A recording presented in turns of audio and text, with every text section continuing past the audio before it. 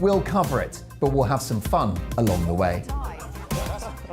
Headliners, the late-night paper review that won't send you to sleep like the others will. 7 nights a week at 11 p.m. on GB News.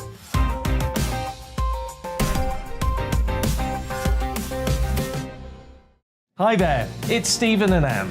At breakfast from 6 a.m, you'll always be caught up with everything you need to know, the latest headlines, opinions and debates. We'll bring you the good news and the bad, but most of all, we're here for you. Remember, send in your views and let us know what you would like us to talk about.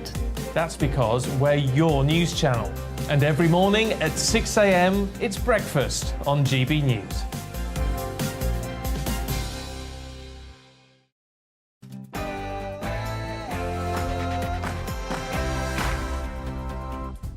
No spin, no bias, no censorship. I'm Dan Wootton. Tonight, first they came for Boris, then Truss. Now it's Home Secretary Suella Braverman fending off a Halloween witch hunt for daring to move heaven and earth to stop the illegal migrant crisis.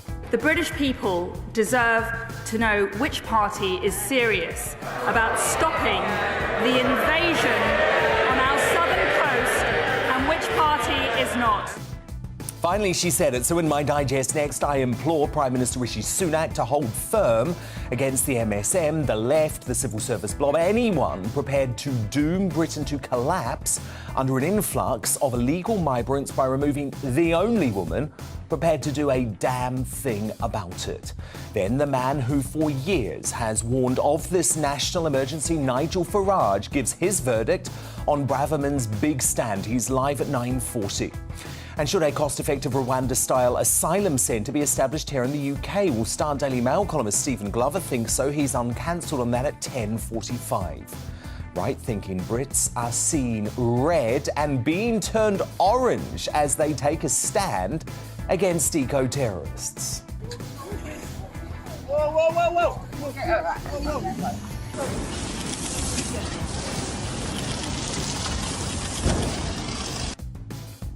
But is it wrong for police to demand the public not intervene with Just Stop Oil protesters? I'll put that to my superstar panel who are here with me throughout the entire night. Daily Express columnist Carol Malone, Sunday Mirror political editor Nigel Nelson and former Brexit Party MEP Belinda de Lucy. Plus, should the eco-activist who did this to a memorial for Captain Tom Moore have been sent to prison? The woman behind the crime that shook Britain, Maddie Budd of the End Private Jet Group, speaks out in her first interview and goes head-to-head with former police officer Henry Bolton in the clash. I want your verdict on this too at 9:25. Is the rising non-COVID excess death toll the disastrous legacy of the pandemic? And why is there silence from the MSM? Neil Oliver, tonight's Outsider on that at 9:50. As woke comic Trevor Noah is cheered on for spreading despicable falsehoods about a racist backlash to Sunak becoming PM, when will the rabid left just accept that the Tories are now the party of diversity? Well, Dr. Tony Sewell, the man whose report exonerated Britain of institutional racism, weighs in live at 10:20. Has Prince Harry committed the ultimate act of hypocrisy by reportedly asking ex-girlfriends to feature in his new tell-all book after banning them from ever sharing their stories with the media in the past? Plus, when it comes to crass publicity stunts, it's the Duke of Woke's Netflix paymasters who take the crown. Constancy, stability, duty. I'll explain why that crass new trailer has rubbed me up the wrong way in a royal media buzz at 10:30. And should Sunak bother going to COP27 if it's just going to get one over Boris? We'll debate as I name the first greatest Briton and Union jackass of the week at 10:50. Tomorrow's newspaper front page is on the way too, so do stick with us. This is Dan Wootton Tonight. Let's go.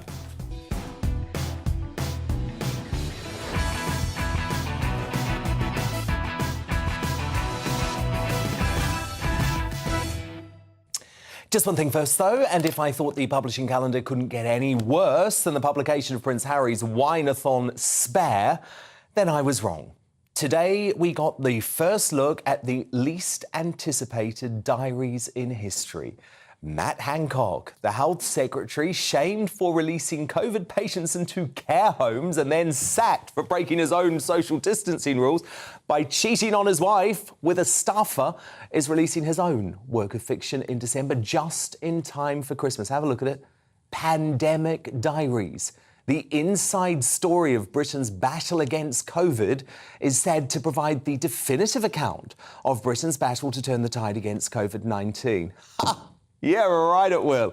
I mean, look, let me tell you, I would rather have a lump of coal than that piece of propaganda in my stocking, OK? So remember that. If you hate me, buy me that book for Christmas. Now, my Superstar panel tonight will break down the fight back from Superwoman Suella in just a moment. Tonight, Star Daily Express columnist Carol Malone, Sunday Mirror political editor Nigel Nelson and former Brexit Party MEP Belinda de Lucy. But before all of that, the news headlines with Polly Middlehurst.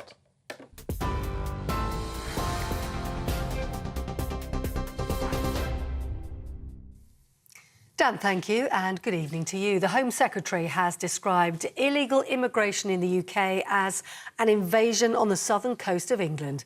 Speaking in the House of Commons today, Suella Braverman said the asylum system is broken, but she denied blocking the use of hotels for refugees. She also confirmed she's still committed to making the government's Rwanda policy work. Miss Braverman has been under increasing pressure over the backlog of migrants arriving in the UK, along with her admitted breaches of the ministerial code.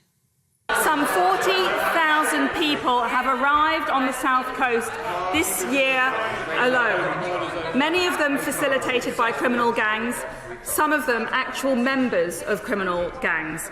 So let's stop pretending that they are all refugees in distress. And I am determined to do whatever it takes to break the criminal gangs and fix our hopelessly lax asylum system. That, Madam Deputy Speaker, is why I am in government. And that is why there are some people who would prefer to be rid of me. Meanwhile, police are searching a property in Buckinghamshire in connection with yesterday's firebomb attack at a migrant centre in Dover in Kent. Kent police have confirmed the suspect was a 66-year-old man from High Wycombe. He was found dead at a nearby petrol station a short time afterwards. Police were initially called to the Border Force Immigration Centre yesterday, where homemade devices had caused a fire, leaving 2 people with minor injuries. And a warning today that all birds must soon be kept indoors across England amid fears over the spread of avian flu. From Monday the 7th of November, it'll be a legal requirement to house flocks and follow stringent biosecurity measures. The decision extends mandatory housing orders already in force in Suffolk, Norfolk and parts of Essex. The Department for Environment, Food and Rural Affairs says this year the UK has faced its largest ever outbreak of bird flu, with the disease detected at more than 70 premises this month alone. The Foreign Secretary, James Cleverly, says Vladimir Putin is exacting revenge for his military failures on the civilians of Ukraine by cutting off their power and water. Russia targeted crucial energy supplies in several cities overnight.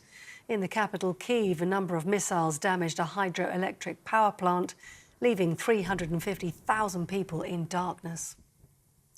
That's it. You're up to date on TV, online and DAB+ radio. You're with GB News. Time now to get back to Dan Wootton tonight.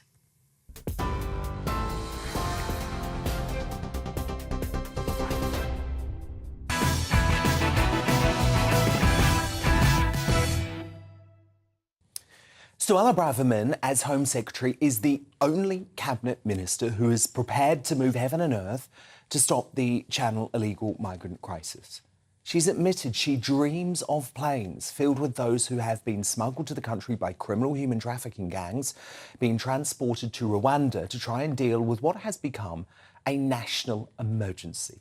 So no wonder the left, the BBC and much of the MSM, the civil service blob and depressingly even Tory wets are determined to hand her from office. Well, tonight, Suella has hit back and made it abundantly clear to Rishi Sunak that if he gives in to the mob and sacks her, then his premiership will likely fail. You see, Suella agrees with me and Nigel Farage and every other presenter and commentator here on GB News who has been raising the national shame of this illegal invasion for well over a year now. She accepts this is an illegal invasion as the numbers back up. And if you still don't believe me, let's just look at those numbers. In 2018, there were just 299 arrivals via small boats. That increased to 1,843 in 2019, over 84,000 in 2020, 28,526 last year, and so far this year already 39,430, including 1,000 on Saturday and 468 yesterday. Today, as Labour did all they could to get her sacked for forwarding emails from her ministerial address to her Gmail address on 6 occasions, Suella faced the House of Commons to tackle this crisis head-on with impressive rhetoric that the government now needs to turn into action. I have worked hard to find alternative accommodation to relieve the pressure at Manston. What I have refused to do is to prematurely release thousands of people into local communities without having anywhere for them to stay. That is not just the wrong thing to do, Madam Deputy Speaker. That would be the worst thing to do. For the local community in Kent, for the safety of those under our care, and for the integrity of our borders. The British people deserve to know which party is serious about stopping the invasion on our southern coast and which party is not. Let's stop pretending that they are all refugees in distress.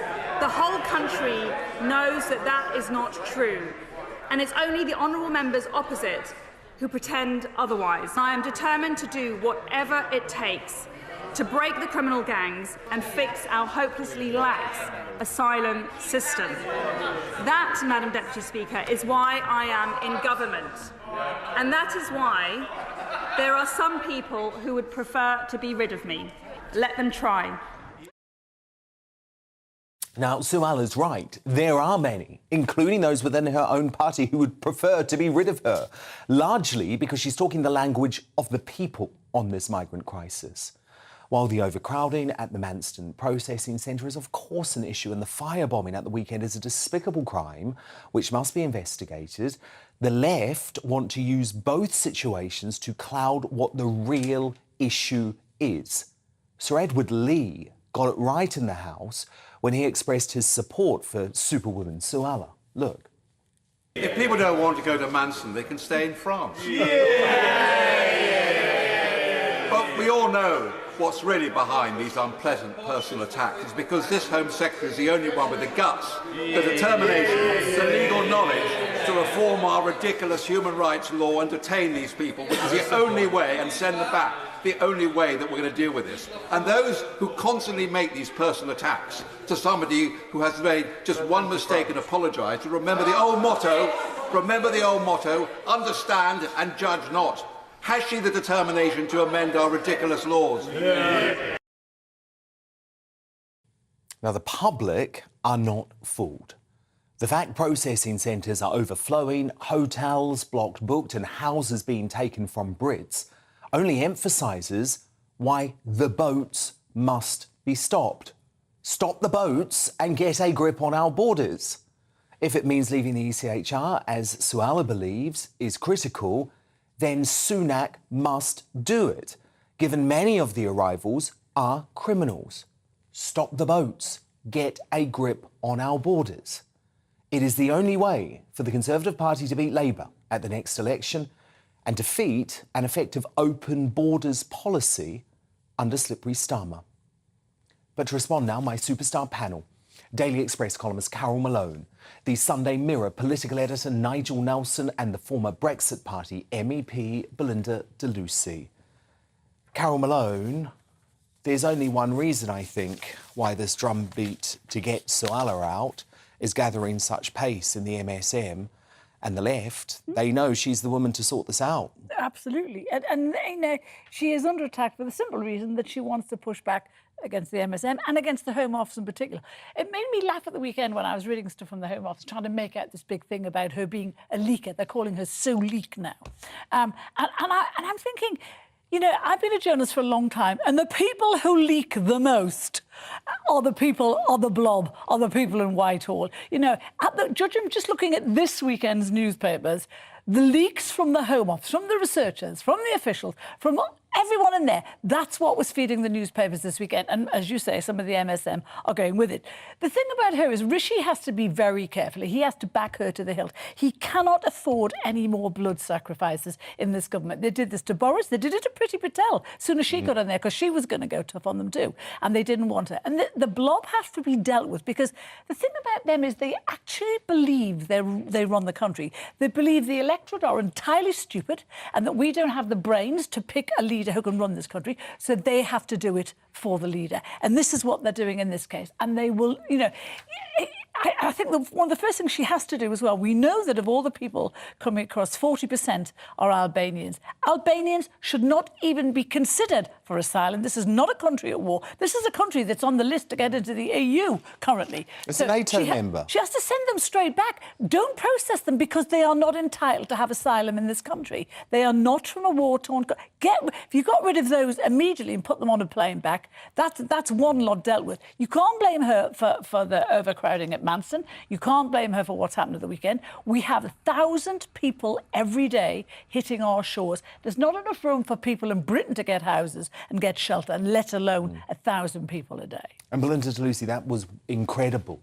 I think what was most incredible about Suella in the House of Commons today, she actually laid this out straight. There is an invasion going on, and this talk that all of these people are refugees is just rubbish. It's just rubbish. It was so important she said that. She said we must stop pretending that these are all refugees in distress. And I don't know why Labour and the left are so determined to keep peddling this fantasy that anyone who lands on our shores is nice, good, should be believed. And if so, great, have them in your house. But they won't. They'd run a mile, wouldn't they? Because they know that they have dropped documents, that if they're coming from Albania, there's also a high risk that they're from a mafia gang. I mean, 70% of the prostitute rings in London are, and they're not prostitute rings, there's slavery rings, are run by the Albanian mafia and the Turkish mafia. That's 70%. And we're just opening up our doors and saying, doesn't matter if you don't have documents, come in.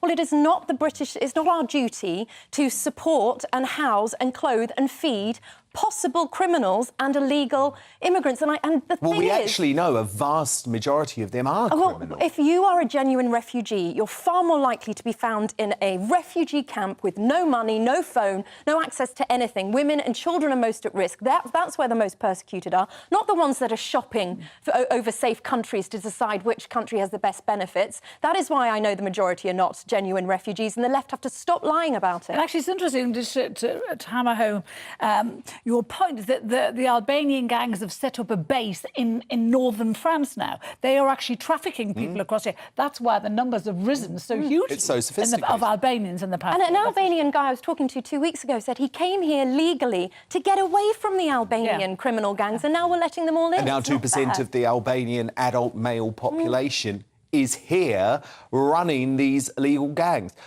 Nigel Nelson, you're part of this left-wing witch hunt against Suella Braverman. Why? Well, if we just take it back to where we started from, or where she started from, she broke the ministerial code. She resigned for that, or was sacked, one of the two. She should never have been allowed back in government on the basis of that. She comes in today and tells us that she's done it a total of 6 times. This is not somebody who is fit to be Home Secretary. As far as the immigration side goes... OK, so you would believe, presumably, that virtually every cabinet minister should be sacked then? Because what she did 6 times was forward non-confidential documents to her Gmail address so that she could conduct a Teams meeting for the Home Office while looking at the non-confidential document on her personal Gmail. You genuinely believe that's a sackable offence? It's a breach of the ministerial code. You do not send government business over your But personal all ministers email. do. Even Dominic Cummings has said that. Well, Dominic Cummings wasn't a minister, but anybody who is doing it's that happening, is in that's what breach he's of the saying. ministerial code. We either have the code or we don't. So you're sure you're not using this very minor breach Well, of hang the on, ministerial it's code not- as a witch hunt against Braverman because you know she is the best hope of saving the Tories from electoral oblivion? Well, first of all, that's what I think's going on. I don't think that what she's trying to do on immigration, although she hasn't actually done anything yet, she's just, or even given us an idea what she's going to do.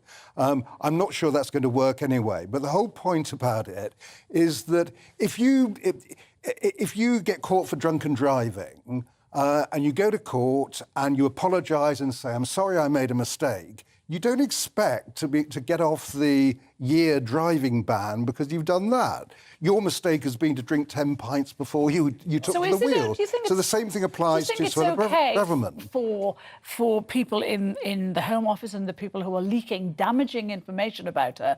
Do you actually think that's okay? Well, I mean, I don't know who's doing that leaking that you're talking about.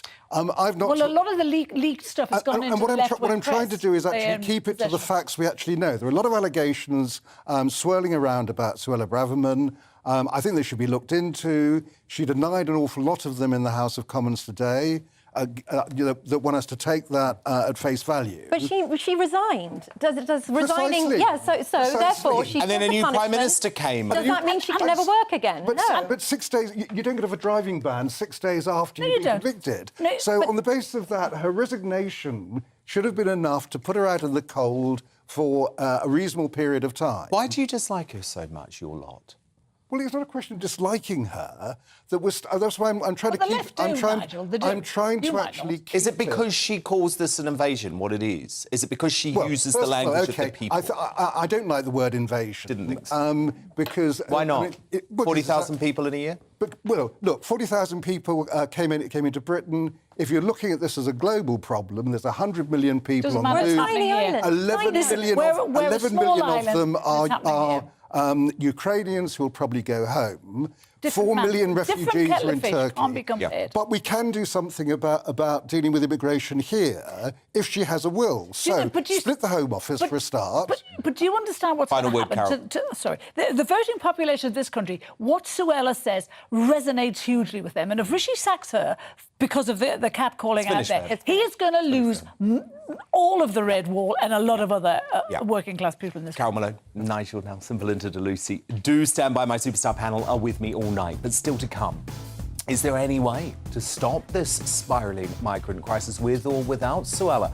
The man at the forefront of the issue, Nigel Farage, is here to weigh in live at 9:40. But first, should the eco-activist who poured excrement over a memorial for Captain Tom Moore have been sent to prison? The woman behind that crime that shocked Britain, Maddie Budd of End Private Jets, speaks out in her first interview. She'll go head-to-head with former police officer Henry Bolton. I want your verdict, of course, though, too. Email me, dan@gbnews.uk. Tweet me using the handle @gbnews. Our poll running there, too. All of that coming up after the break.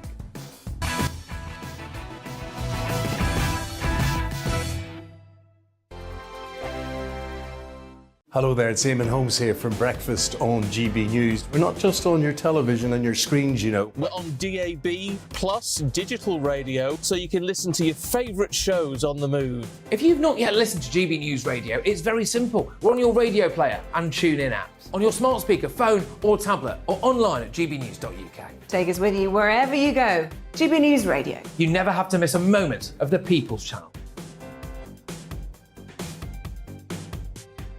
Hello, I'm Simon Evans. Join me on GB News for Headliners at 11 p.m, where I'll be joined by two of the country's top comedians as we take a look at tomorrow's newspapers tonight. If it's a big story, we'll be covering it, I guarantee, but we'll also have some fun along the way.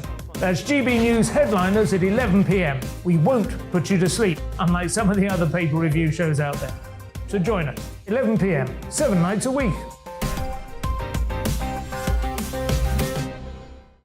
I'm Mark White. As GB News Home and Security Editor, I cover those key issues that are so important to you. Our authorities, our communities doing all they can to combat violent crime. With the public services under unbearable strain, why are we still failing to control our borders? Defence, the first priority of any government, has been continually hollowed out. Can we trust our politicians to protect the armed forces? Join me, Mark White, on GB News.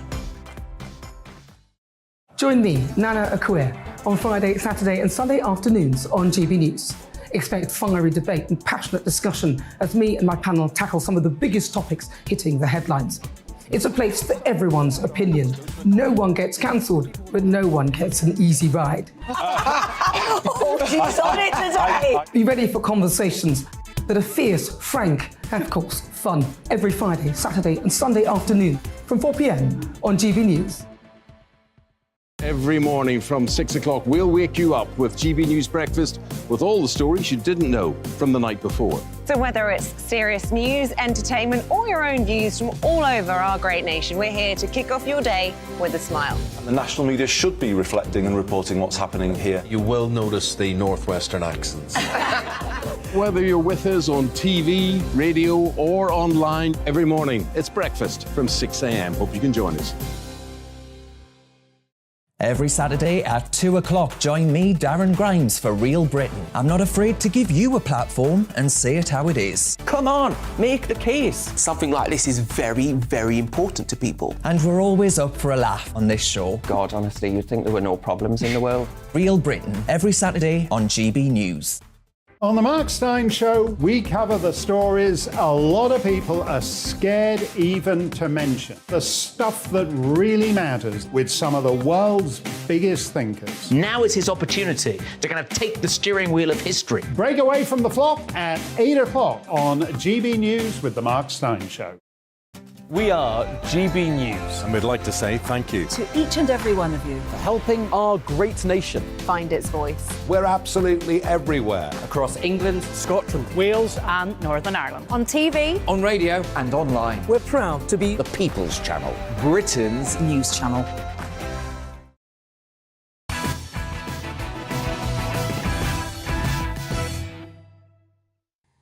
Time now for the clash. It was the crime that shocked the nation. Viral footage of eco-activist Maddie Budd pouring faeces over memorial dedicated to Captain Sir Tom Moore showcased the despicable depth Green protesters are willing to lower themselves in order to promote their message. Maddie's soiling of Captain Tom's statue was apparently in the name of ending private jets in the UK, although the national hero's link to that particular crusade remains glaringly unclear. What was equally shocking was the way she avoided jail despite pleading guilty to criminal damage. The judge suspended Maddie's 21-week jail term for 18 months so she can, quote, find a better way to express her message. A woke judge, I believe. So what do you think? Should Maddie have been sent to prison? Let me know your thoughts by emailing me at dan@gbnews.uk. Tweet me at gbnews. I'm running a poll there and I'll bring you the results shortly. But before that, Maddie, a spokesperson for End UK Private Jets, joins me for an exclusive interview, her first since she walked free from court last week.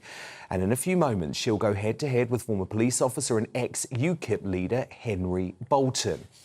But first though, Maddie, I just want to try and make some sense of your actions, because Captain Tom Moore has absolutely nothing to do with private jets in the UK. Why did you want to cause his family all of that pain?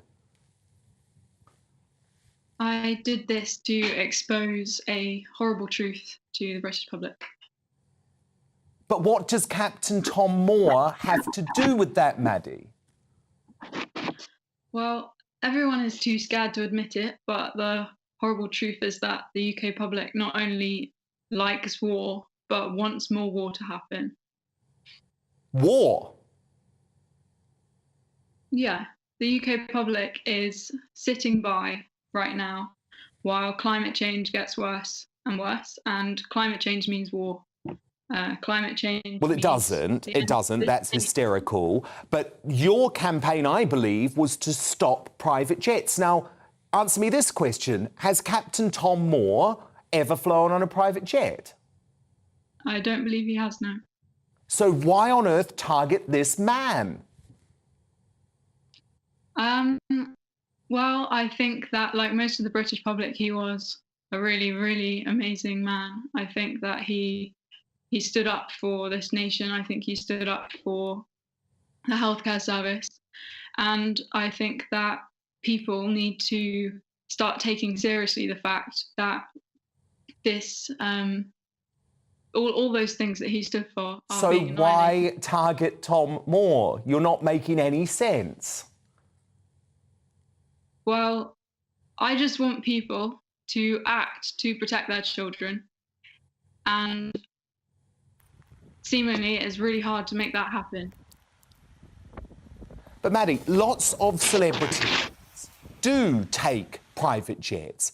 Why not protest Taylor Swift or Prince Harry or Leonardo DiCaprio? Do you see what I'm saying? Your protest, the target of your protest has never taken a private jet. So what you're doing actually makes no sense. Yeah, the reality is that right now, the British public kind of has a choice, you know. We're basically in, I mean, you could say this is kind of like 1940s Germany right now, No, in we're terms not. of the fact that, No, we're not, in Maddie. terms of the fact that billions of people are going to die, and No, they're not, Maddie.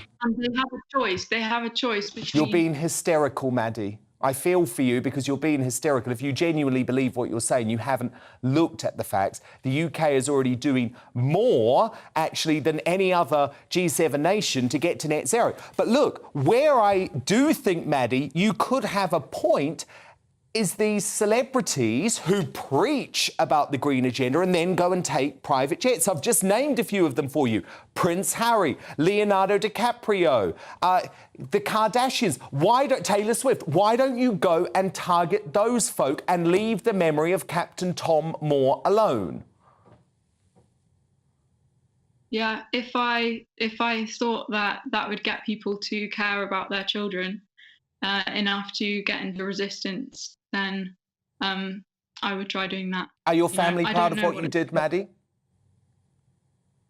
I think that the shame that they feel is coming from the fact that they can't handle the truth, basically, that they're sitting So they're by ashamed of you for what you did?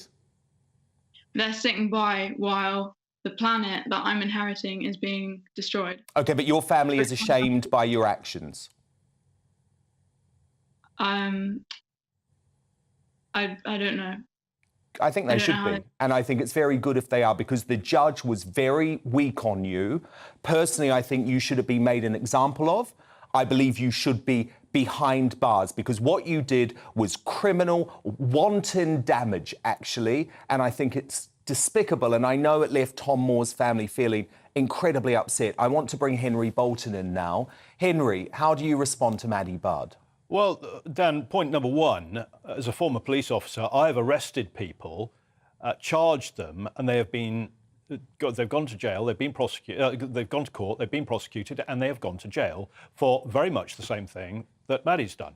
Do you think Maddie should be behind bars? I think, yes, she should. And I tell you what, either she should maybe go on a flight to Rwanda and reflect on things there, or she should actually go to jail for 4 months or so. I think there's three things. First of all, community service to clean up the mess. OK, it might be only an hour or two. Secondly, pay for cleaning up the mess. And thirdly, go to jail for about 4 months in order to reflect on what she's done and whether or not it's the right way to get her a message across. Because all it's done is raise people's hackles, raise animosity, and actually damage her message. What she actually needs to do, Maddie, if I can give you a little bit of advice, and I'm sorry, I don't mean to be patronising, but I, after many years abroad, trying to deal with all sorts of instability, insecurity, and God knows what, I came back to this country and I thought, you know what, there's a real mess going on here. I'm going to get involved in politics and I am going to try to change and shape the future. Exactly. Set up a political party, Maddie. I don't know if you've realised, Maddie, we live in a strong democratic country. Maddie, just finally, what would you say to the family of Captain Tom Moore tonight? I would say that I try to get the UK public to care about their children. I try to show them this horrible truth, and Maddie, sorry, Dan, if I can interrupt briefly. I find it incredibly arrogant of you to sit there and say that the British public doesn't care about their children. That's an appalling thing to say. It is not that. It is that there's a whole range of problems in our society and we need to tackle them through reasonable, justifiable debate, not conduct or commit criminal damage without any rationale for why you've actually targeted the person you've targeted. That's not the way to go forward. Well, no, indeed. And Maddie, this woke judge let you off the hook. He suspended your jail term. Are you going to now continue your campaign of willful criminal damage? I think that the only people that I would say sorry to is the children being born into collapse, and I think that we don't know what it's going to take. I don't know what it's going to take, but I'm... So yes, you are going to continue to break the law? You're going to continue to break the law? I'm not going to stop. I'm not going to stop. Goodness me. I'm not going to stop. Goodness me. Join the Green Party and do this another way. Yeah, I think you may well end up in jail, Maddie, because if you get a non-woke judge like Henry, you might well be in trouble. Thank you so much to the former UKIP leader, Henry Bolton, and Just Stop Private Jet spokesperson, Maddie Bard. So who do you agree with? Should the eco-activist who threw feces over that memorial of Captain Tom have been sent to prison? Linda on email says, how bloody dare she do that? I doubt Captain Tom ever took a private plane. The only plane he might have flown in was the one to fight the Germans so she could be free. She should have been sent to prison. From Paul, yes, she should, but we're too soft in this country. And Richard says, no, prison is going too far, but 6 months community service cleaning public toilets and blocked drains might be more useful to society, as they obviously don't mind the smell. And your verdict is now in. 92% of you agree that Maddie should have been jailed. Just 8% of you agreeing with the woke judge. Coming up is the rising non-COVID excess death toll, the disastrous legacy of the pandemic. Neil Oliver here to give his take in The Outsider at 9:50. But next, as the illegal migrant crisis spirals out of control, the man who for years has warned of this national emergency, Nigel Farage, gives his verdict in Suella Braverman's big stand. And what can possibly be done now?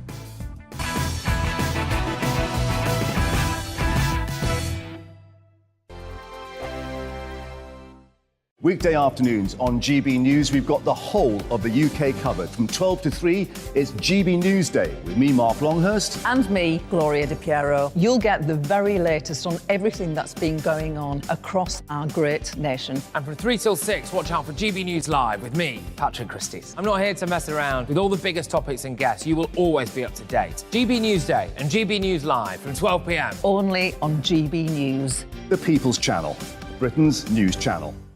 I'm Dan Wootton. Join me Monday to Thursday from 9 to 11 for the feistiest and most fun news debate on TV, where free speech reigns. I'll bring you a sharp take on the day's biggest stories, bombshell newsmaker interviews, and A-list guests.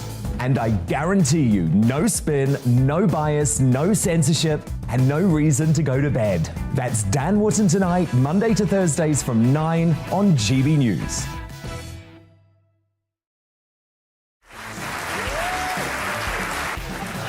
My name is Andrew Doyle. Join me every Sunday evening at 7 p.m. for Free Speech Nation.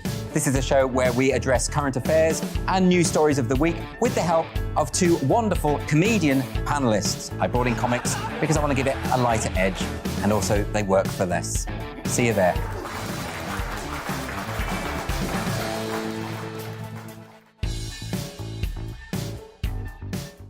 My name's Tom Harwood, and join me 9:30 a.m. every weekday for The Briefing, your one-stop shop for everything you need to know about what's going on in politics today. I wonder if this is a deal that might need to be like the biscuits in this factory, twice baked. Is there not an opportunity here to win out against the extremes? Tom Harwood, GB News. What are you going to do about it?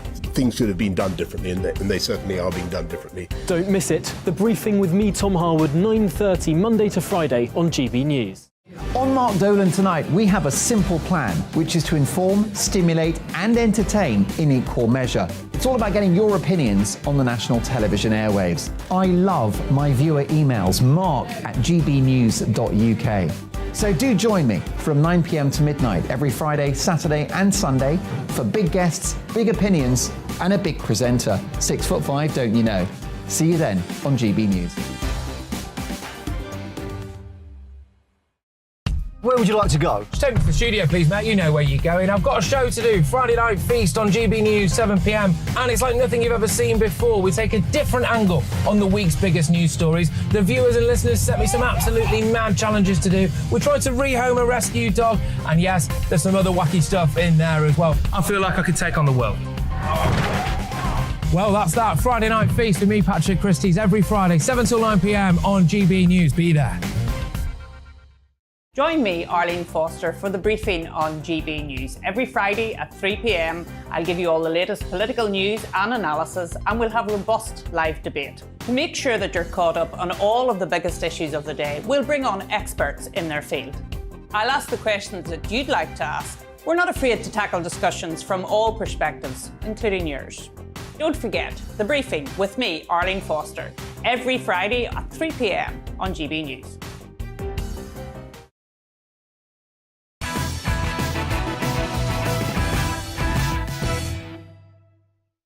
Nigel's here now for What the Farage, and breaking tonight, Home Secretary Suella Braverman has admitted our immigration system is, quote, broken and illegal immigration out of control in a searing address to Parliament. Taking aim at her critics, she urged them to stop pretending migrants were refugees in distress when the whole country knows that's not true. And she called the crisis an invasion. So, Nigel Farage, you have been saying for years that the migrant crisis is a national emergency. Suella Braverman speaking your language in Parliament tonight. But is it too late now for the government to get control of this problem with already 40,000 arrivals this year alone? Well, huge damage, Dan, has been done already, but it was nice to hear some Farage language in Parliament today. I said before, had I been a Tory MP, I would have voted for her to be the leader of the Conservative Party. She's the only one, she is literally the only one of those senior Conservatives that actually believes in stuff and is not afraid to say it. And the use of the word invasion, well, I have to say, I've used that word for the last 2.5 years. I've been condemned for it. She did it. She made it absolutely clear. Let's not kid ourselves. Many of these people are not refugees by any sense of that definition. So well done her, but you'll notice that the entire Remainer media London establishment is against her. They're calling for her to go. She apparently has broken national security rules by asking senior MPs if they thought the policies she was trying to adopt were right. I mean, don't tell me that every cabinet minister doesn't do that every single week. It's going to be fascinating to see whether she survives or not. It really, really is. But it was good to see. It was great to see, finally, a politician standing up at the dispatch box and speaking from their heart, speaking with their soul, saying what they really believed in, rather than what they thought The Guardian wanted to hear. I couldn't agree more, Nigel. I guess the issue is the Tory party totally divided on this issue. So many wets in the party, Nigel. They just don't have the stomach for the fight. I mean, have a listen to what Sir Roger Gale, the Conservative MP, outgoing, said to the BBC, of course, on the Today programme this morning. If someone believed that the worse conditions were, the clearer a signal it would send to people who are not yet in the UK, don't come, because it won't be attractive. What would you say to that view? I would say that is wholly unacceptable. As I, for the record, find the Rwanda policy wholly unacceptable. Got to build bridges with the French to get a proper policy in place. That is the grown-up way to solve this problem. We're not going to do it by knee-jerk dog whistle politics. I mean, that's within her own party, Nigel. Yes. Oh, yes. And actually, later on, In that interview, he called for more hotels. Yes, more hotels. Why didn't you book more hotels? Crikey, O'Reilly. Just 2 weeks ago, they were trying to book a castle in North Cornwall, a lovely holiday destination to put migrants in. I was up in Manchester at the weekend. All anyone was talking about were migrant hotels in the northwest filling up. Nearly 300 hotels are filled already, and yet in the Commons today, why didn't you book more hotels? Well, I very much hope they build an encampment on Sir Roger Gale's lawn, because frankly, what is he thinking? The reason there's a problem at Manston is because of a number of young Albanian men that crossed the channel this weekend. 990 on Saturday, 468 yesterday. Oh, and by the way, they're the ones we know about. An increased number of beach landings. People in the village of Aycliffe. A woman I had on my show tonight who now carries keeps a sledgehammer under her bed for fear of being invaded and attacked. This is, and you said it in your intro to me, this is a national emergency that is now spiraling out of control. Rishi Sunak, when he ran to be leader this summer, gave a 10-point plan. He made it clear within his first 100 days of being leader, there would be legislation that would overturn the current European Convention on Human Rights. We will find out in the next few weeks of what Rishi Sunak is made. But you know something? I'm expecting very much. I'm really not expecting... and I'm not either. But Nigel, if you just look at the pure politics of this, though, Sunak is not a stupid bloke, right? And surely he knows that he's got zero chance of winning the next election.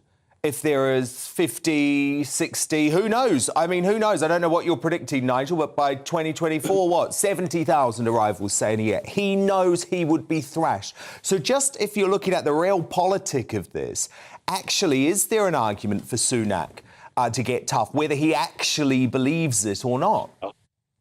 You can see a machine gun post 50 yards away. You can know that if there's an assault, your men are going to get really badly cut up by it. But the question is, do you as the officer have the courage to lead a charge to take it out before your men suffer? And that's exactly where we are. It's exactly where we are.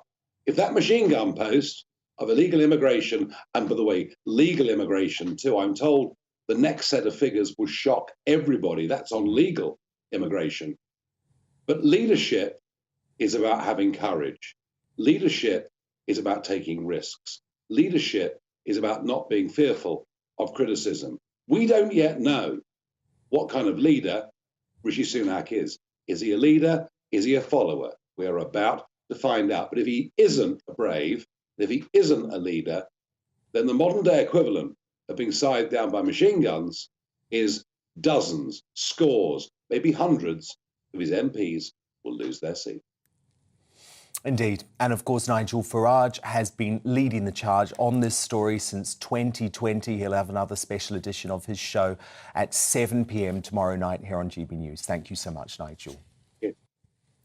Coming up, as members of the public take matters into their own hands, is it wrong for police to demand we don't intervene when it comes to Just Stop Oil protests? My superstar panel return to debate, and we'll take a glance at the first of tomorrow's newspaper front pages in the media buzz straight after 10.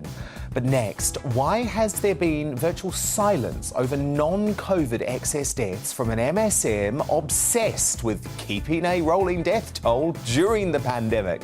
The outsider Neil Oliver gives his fascinating analysis. He's live straight after the break.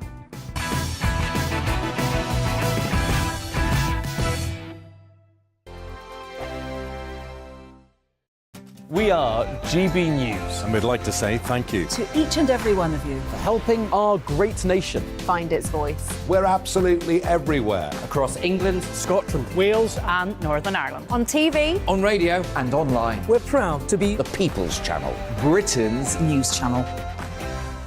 Hello, I'm Michelle Dewberry, and you can join me every weekday 6 till 7 on Jubes and Kerr. Me and my panel will get stuck right into the day's events, and I can tell you, in fact, I can warn you, expect some robust debates, some strong opinions and perspectives from both sides of the fence. It's about you at home as well. I love to read out all of your comments, or at least as many as I can. So join me, Michelle Dewberry, Monday to Friday, 6 till 7 on Jubes and Kerr.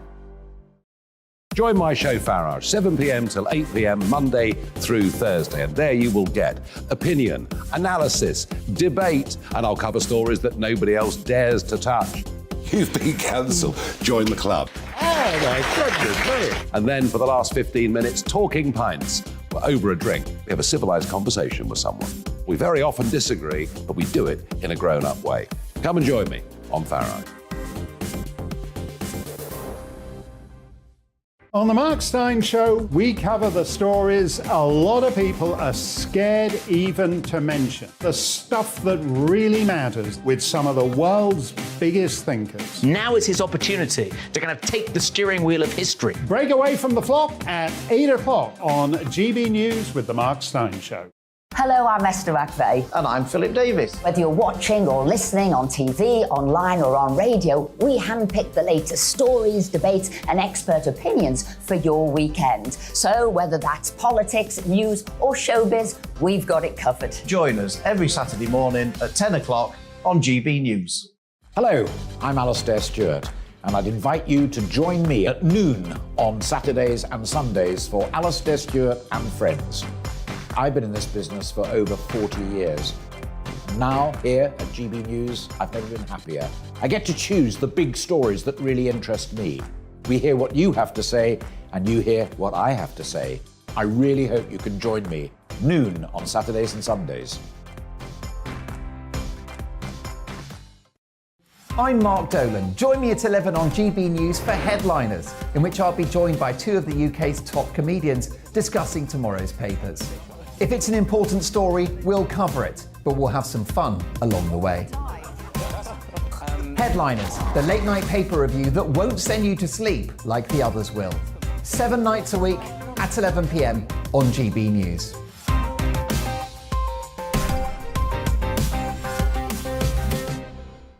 Hi there, it's Stephen and Anne. At breakfast from 6 a.m, you'll always be caught up with everything you need to know, the latest headlines, opinions and debates. We'll bring you the good news and the bad, but most of all, we're here for you. Remember, send in your views and let us know what you would like us to talk about. That's because we're your news channel. And every morning at 6 a.m, it's breakfast on GB News.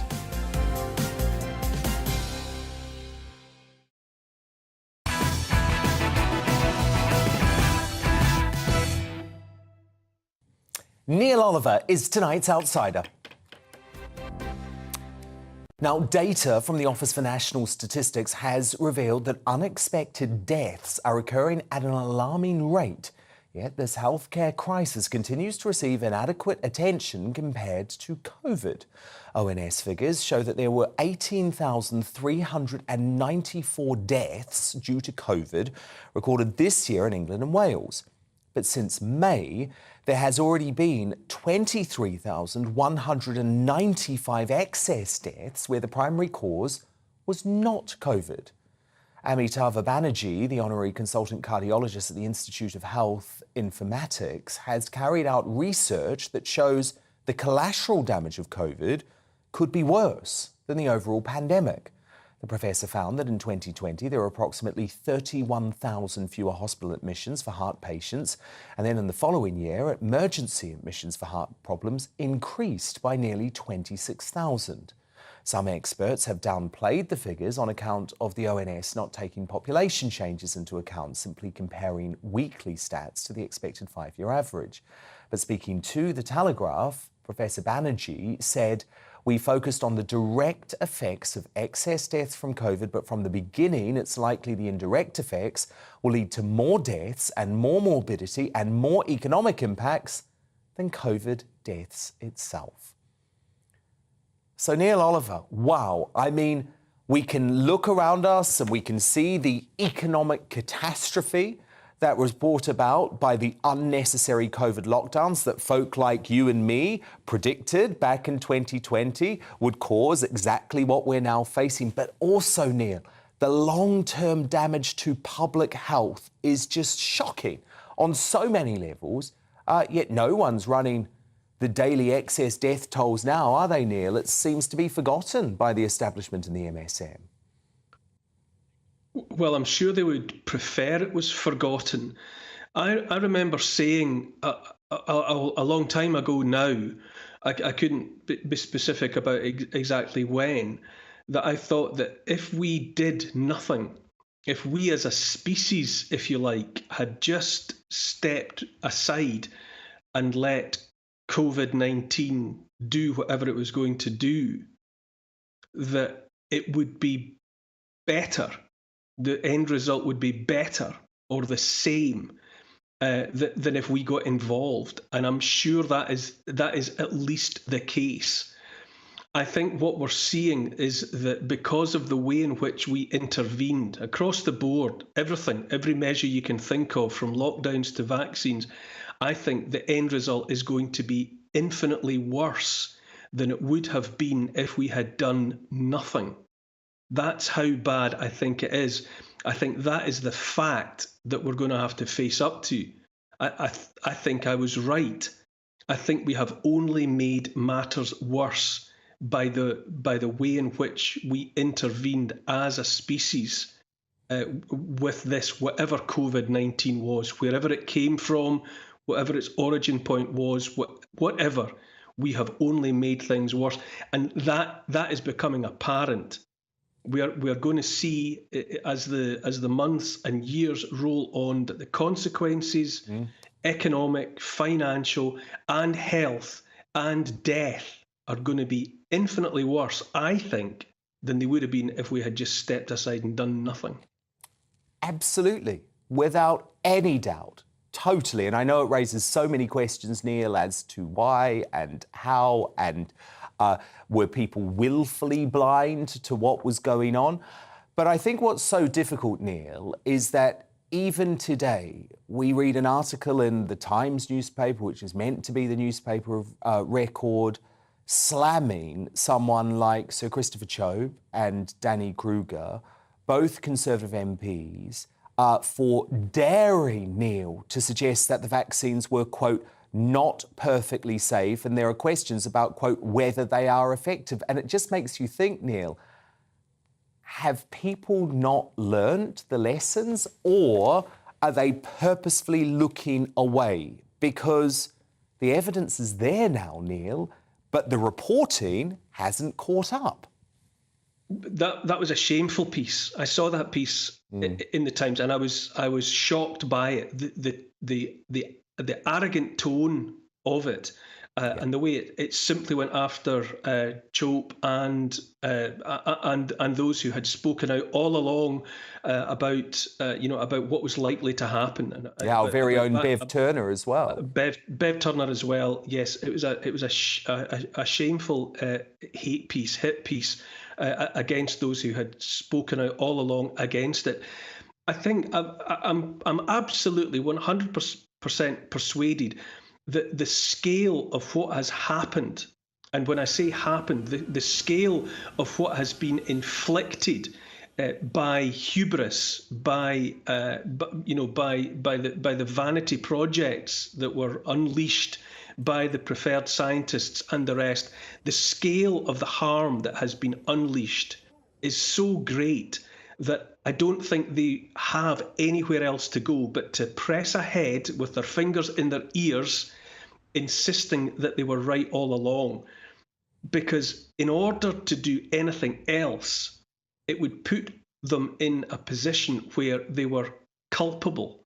But Neil, isn't that just... Yeah, but it's just so... I mean, I understand, but it's so terrifying because, Neil, they're starting the drumbeat again because we're coming into the winter. You know, front page of the Daily Mirror again today, NHS preparing for the worst winter ever, twindemic, etc., etc. The cycle is repeating again. Yeah, Yes, and Philip Schofield and Holly Willoughby on This Morning the other day, that was absolutely shocking and terrifying. The propagandists are out again pushing the same dangerous narrative. They have learned absolutely nothing. The very idea that was pushed from the beginning that the jabs were safe and effective, that has been blown out of the water. There is absolutely no way in which anyone can continue to preach that medical procedure is safe and effective, and yet it's Groundhog Day. The propagandists are back out pushing the latest round of the same dope, now with an influenza chaser, as though it's going to make any difference at all, when in fact what it's going to do is make things worse. But as I say, the people, the establishment, the mainstream media that backed that narrative at the beginning, they have crossed the Rubicon. They cannot turn back because they are culpable. In reality, if we were living in a sane world, which at the moment we are not, there would be criminal investigations, there would be trials where necessary, there would be consequences for what has been done. The harms that have been inflicted were unnecessary. You might be able to make a case that in the beginning, when it was unclear what was going on, that it was understandable that certain measures were put in place, but it was only a matter of weeks and barely months. Barely a month before it would anyone rational would have said that at the very least a breath had to be taken, a pause had to be made, and a different course taken.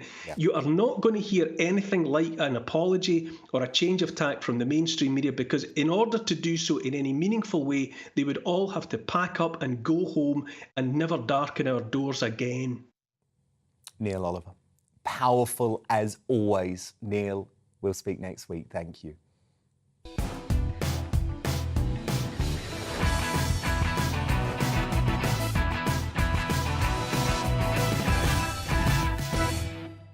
It's 10 p.m. I'm Dan Wootton. Tonight, the potential saviour of the Tory party, Home Secretary Suella Braverman, fought back against a Halloween witch hunt designed to oust her and send the migrant crisis spinning out of control.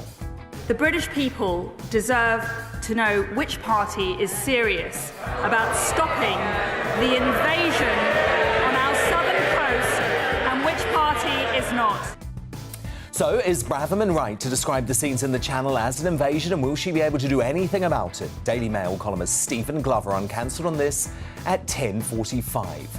Right-thinking Brits have been forced, I guess, to see red while being turned orange as they take a stand against the eco-terrorists.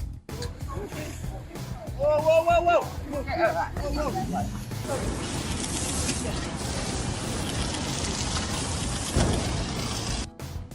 But is it wrong for police to demand the public not intervene with Just Stop Oil protests? I'll put that to my superstar panel next. Tonight, Daily Express columnist Carol Malone, Sunday Mirror political editor Nigel Nelson, and former Brexit Party MEP Belinda de Lucy.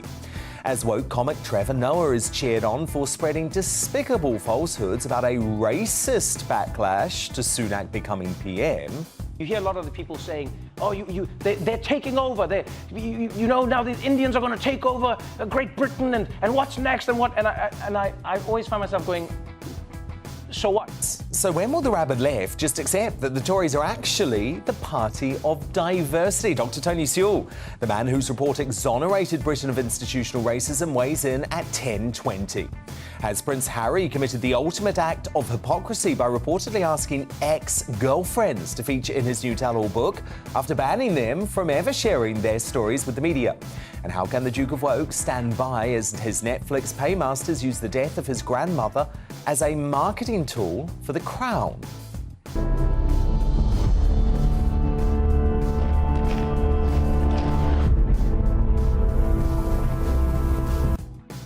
We'll debate that in a royal media buzz coming up after 10:30. Plus, should Rishi Sunak bother going to COP27 if it's all just about getting one over Boris? We'll discuss as I name the first greatest Briton and Union jackass of the week at 10:50. Tomorrow's newspaper front page is on the way too in mere moments.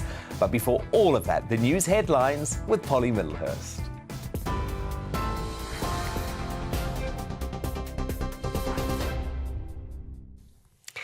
Dan, thanks very much indeed, and good evening to you. The top story tonight, as you've been hearing, the Home Secretary has described illegal immigration as an invasion on the southern coast of England. Speaking in the House of Commons today, Suella Braverman said the asylum system was broken, but denied blocking the use of hotels for refugees. She also confirmed that she's still committed to making the government's Rwanda policy work.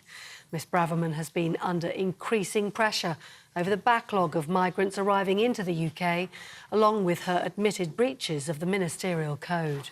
Some 40,000 people have arrived on the south coast this year alone. Many of them facilitated by criminal gangs, some of them actual members of criminal gangs.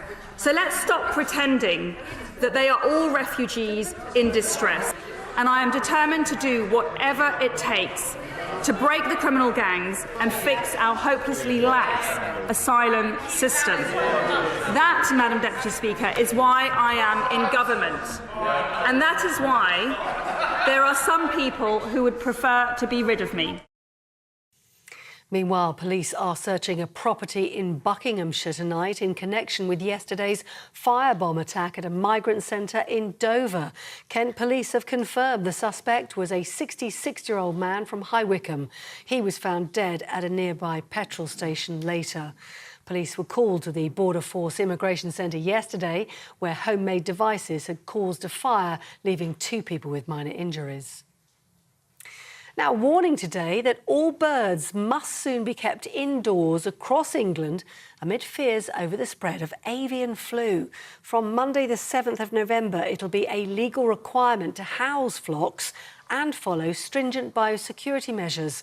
The decision extends mandatory housing orders already in force in Suffolk, Norfolk and parts of Essex. The Department for Environment, Food and Rural Affairs say this year the UK has faced its largest ever outbreak of bird flu, with the disease detected at more than 70 premises this month alone. The Foreign Secretary James Cleverly says Vladimir Putin is exacting revenge for his military failures on the civilians of Ukraine by cutting off their power and water. Russia targeted crucial energy facilities in several cities overnight. In the capital, Kyiv, a number of missiles damaged a hydroelectric power plant, leaving 350,000 people in darkness. That's it. You're up to date on TV, online and DAB+ radio. You're with GB News. Time to get back to Dan Wootton tonight.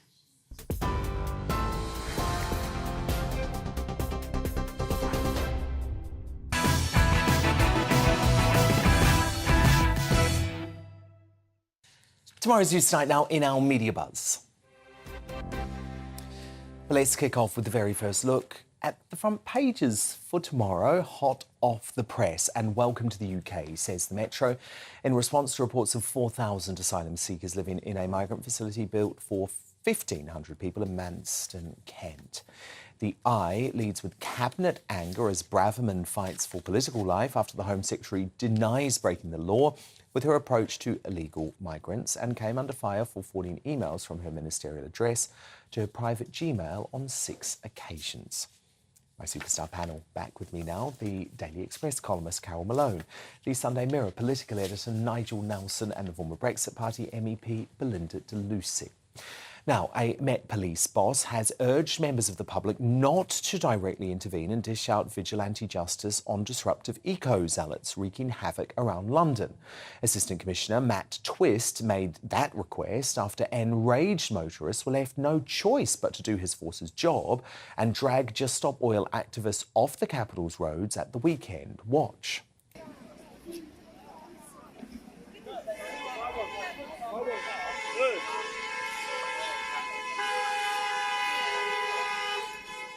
Go past it. Let me go past it. I've got to bring my kids up. Do you understand? Yeah? You're not the police. Oh, mate.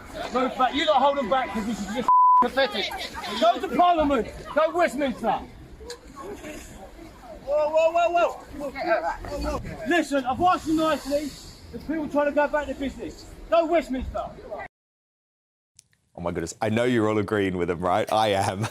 The police warned, though, that following those heated scenes, that it wasn't enough.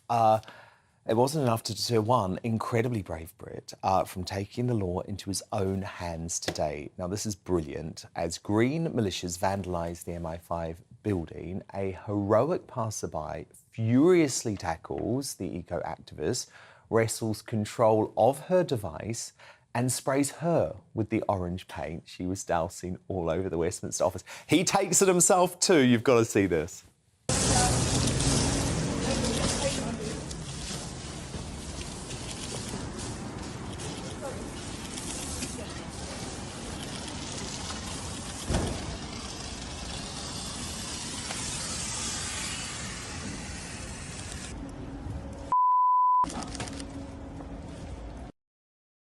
Oh, absolutely brilliant. He is my hero. So, is it wrong for police to tell the public not to intervene with Just Stop Oil eco-terrorists? Belinda DeLucy, I say absolutely yes, it is. They are breaking the law. These are little weaklings who we know are going to be absolutely terrorised the moment someone burly, or maybe in some cases someone not so burly, like that woman who was furious about not being able to get her child to school. And I'm sorry, Belinda, if the police are going to do absolutely nothing, if the judges are going to do absolutely nothing and not send these people to prison, we are going to expect more of these scenes. Absolutely. Listen, the police are failing to do their job, which is why the public are having to step in. Yeah. And I don't think the public even want to. They don't want to risk their safety. They don't get sprayed with paint, but they're being forced to because the police are, again, two-tiering certain kind of protests. If it's politically aligned and BBC approved, like the climate change protests are, you know, they kind of get a little bit of a soft touch, which means people like me, and I would certainly drag them off. I've been in a taxi over the last 2 weeks twice with children who've needed A&E, and if there was a line of people sitting in the front of my taxi, I would get out and I'd drag them by the hair if necessary, because the founder of Extinction Rebellion, Roger Hallam, said that even if there was a person dying in an ambulance, he would still sit and block a road. That is terrorism. That is actually causing death for a political ideology. So, yes, I would move. I mean, I've looked into this right from the start of their campaign of carnage started by Extinction Rebellion. Actually, when you look at the Terrorism Act of 2000, everything that they are doing is terrorism, which is why I refer to them as eco-terrorists. I mean, Nigel Nelson, I know that you're very much on the side of, no, we can't get involved, we have to let the police do their job. But the fact is, the police are not doing their job. They are sitting there sometimes sort of putting water down their mouth or seeming to pat them on the head. Well, I'm not sure they're doing quite that. And you've got to bear in mind... I've literally seen video of it. They've offered them cups of tea, Nigel. You've got to bear in mind also that the penalties are actually have just gone up for doing this kind of thing. So, I mean, you can get 6 months in jail for carrying glue. I mean, not a Pritt stick, but a proper super glue if you intend to actually lock on somewhere. You get 2 years if you tunnel, like at HS2 or something like that. So the penalties are now in place, which I agree with, by the way. What you can't do is take the law into your own hands, because all sorts of things can spring from that.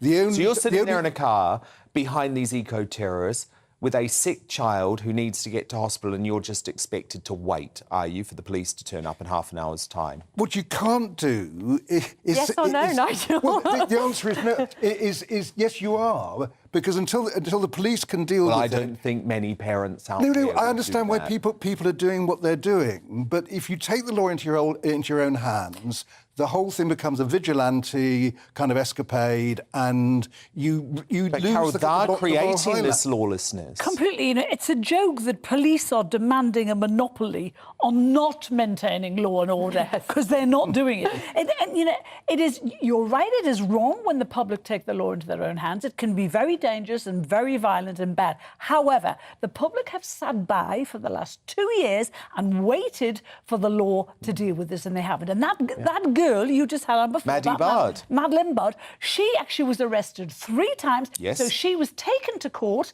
the other week. She was actually told by the judge that because of her young age, because she was 21, that he was going to suspend her sentence for 21 months. However months. Yeah, he was going to suspend her sentence. Now, you know, if you're 21 and you commit a burglary, is your sentence suspended? No, it isn't. If you're 21 and you commit a murder, are you too young to have justice? No, you're not. So what these idiots are doing now, they know that the law is, they know that the judges don't care, and they know that the cops don't care. Well, it's even more than the judges not caring, Carol. We've seen evidence of judges in their closing statements actually expressing sympathy with the eco-terrorist cause. You're moving off the subject about whether or not you actually become police yourself. This is why people are so angry. It's vigilante justice when you that have way. authoritarian institutions whose job it is to keep law and order, and the public sees them not doing that, in fact, worse than just not doing it, actually aiding them, helping them, expressing supportive opinions of them, yes, they're going to take the law in their own hands, because the institution they depend on to enforce law and order, that institution is not doing that. And I don't blame them. I'm like Belinda. If I had my mum in the car and I needed my mum to get to hospital, I would do whatever it took. And I'm sorry, and the minute they prosecute, can I just say, the minute they prosecute one of us for that, there's going to be hell to pay. But Because that will happen. They will that will happen. But I'm sorry, Nigel. If I see one of these eco-terrorists with that big orange thing of paint going at a building, the idea that I sit back and just allow them to do it without trying to grab it off them, no, I'm going to be a good citizen. I'm going to go. I'm going to try and grab it off them. I feel sick, actually. That's not being a good citizen. Well, I think it is. It kind of is. I think it is. Because what's making me feel sick at the moment is these big corporates have obviously told the security guards who guard these buildings, including my old work, actually, which was done today, they're clearly told, don't do anything. Just let them do it. And unfortunately, what I believe this is creating is a general sense of lawlessness in this country. Because what happens when it's a terrorist about to enter the building with guns and a knife? Do the security guards just stand back then as well? But you've made the point that the danger of actually intervening is you're encouraging lawlessness. If the police are not doing their job, certainly we make them do their job. But we tried. They're not doing it. You know, even Mark they can't be there quick enough. Even Mark Rose, the new police chief, who said he was going to stop all this nonsense, he said a couple of weeks ago that they hadn't been disruptive enough, that what they were doing wasn't real disruption. Has someone got to die? Is that what... And I'm sorry, Nigel, if you genuinely want to live in a society where you see some rancid, smelly old woman with a massive, big pot of orange spray paint who's going to go and destroy a building and cause some poor minimum wage worker to spend all day scraping it off, and you stand by, then I think you are not being the good citizen. I'm proud of the British public. I'm so proud, because remember, none of these people have hurt the activists. They've all gently pulled them away. I'm so proud. I will buy everyone. But if it changes, then I put the blame 100% at the foot of the police, because they have encouraged public intervention by taking this timid, soft-touch approach. Look at this man did the right thing. He sees a crime being committed and he says, I am going to try in a non-violent way to stop that crime being committed, even being prepared for himself to be splattered with that orange paint. I fully support what he did. You're advocating anarchy, effectively. No, I'm absolutely not. What I'm doing is I'm advocating that we are good citizens who try and prevent crime. He is not doing anything violent. So we're just meant so if you watch someone stabbing someone, do you just step back? How is it any different? No, you're going How is it way any off beam different? there. It's breaking the law. If it's a matter of self-defence or an imminent threat to life, of course you step in. So the ambulance is prevented from getting to hospital. That's not an imminent threat to life. And how would you assess that at the time? Well, you wouldn't, but you would just time to assess it. You can't assess at the time. There's no time to assess it. If someone is having a heart attack in the back of an ambulance, you can't wait and find out, is it a serious one or not? You've got to just get through that blockade. And, you know, the police's pathetic excuse for not intervening is that it might hamper prosecutions. Don't make me laugh. The police get a few of them into court, not enough of them. Few of them get into court, and then they get dealt with by that judge last week where they're let off, basically. Exactly. It's crazy. Now, look, it's the dream of people young and old to holiday at Disneyland, but for visitors in Shanghai, their trip to the Magic Kingdom has descended into lockdown hell. Responding to a COVID outbreak, the resort announced today that people were barred from entering and leaving in order to comply with COVID prevention measures, otherwise known as the Zero COVID policy. So that means visitors have been imprisoned inside Disneyland And rather than make 3 wishes, like in the classic movie Aladdin, they're required to return 3 negative COVID tests. Elsewhere, the insanity continues in Shenzhen City, where health workers, or the COVID police as I'm calling them, perform this bizarre line dance before they go door to door and test citizens in the lockdown city. Now, with Jeremy Hunt promoted to Chancellor, I wouldn't be surprised if those types of rehearsals are starting in the NHS as we speak. I say that, of course, with tongue firmly in cheek. However, Hunt, he was a proponent of zero COVID in the early days of this thing. Belinda de Lucy, Nigel Nelson, Carol Malone. No, Carol, I will not let it go. I will not let it go. History will judge the folk that backed zero COVID, because look at what's going on in China now. And that's what Jeremy Hunt wanted for this country. You're a visionary one. That's what Jeremy Hunt wanted for this country. I'm just going to let that hang. Anyway, my superstar panel will be back shortly, because coming up, has Prince Harry exposed himself as the ultimate hypocrite for reportedly asking his exes to be part of his new book after banning them from sharing their stories with the media? We'll debate that as the media buzz continues at 10:30. We'll have more newspaper front pages dropping by then as well. But first, as woke comic Trevor Noah defends despicable falsehoods about a racist backlash to Rishi Sunak becoming PM, will the rabid left ever just admit that the Tories are the real champions of diversity? Well, Dr. Tony Sewell, the man who exonerated Britain of institutional racism in his famous report, he's going to weigh in live on this straight after the break.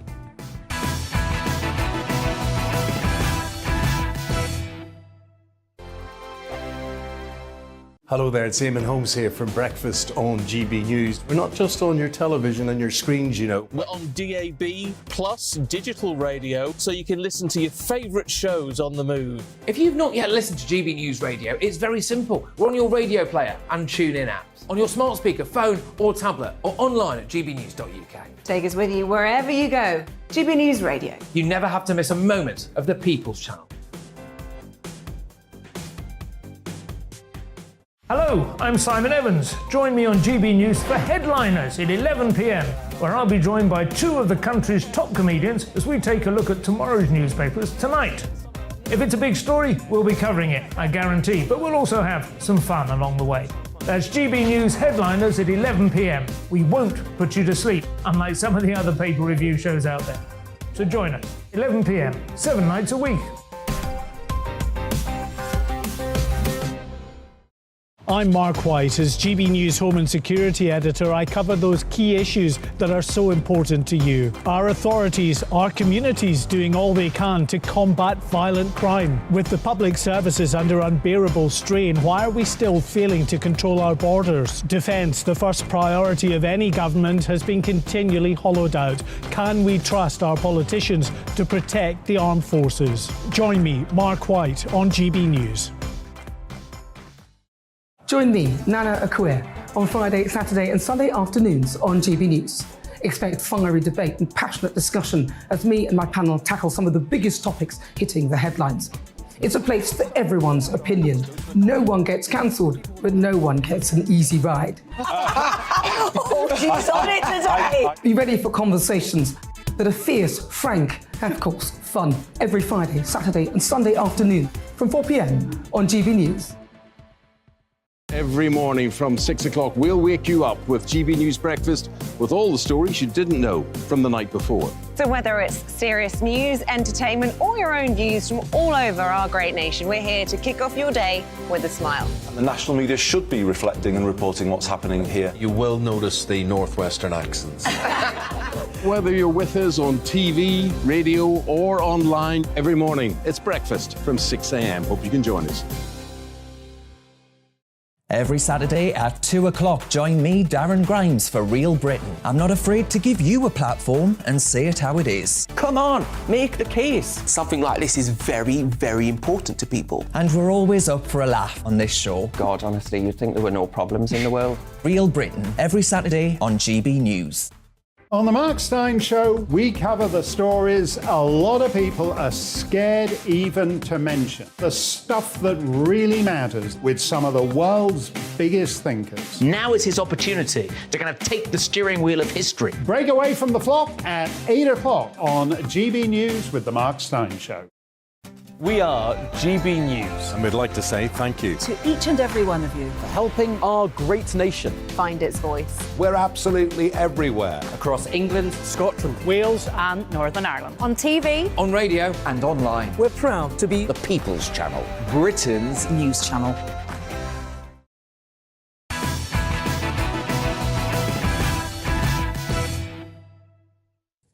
Welcome back. Now, perhaps the world's wokest comic, although there's a lot of competition for that prize. Trevor Noah, host of America's The Daily Show, has doubled down on these shocking and baseless claims last week of a massive racist backlash in the UK against Rishi Sunak becoming PM.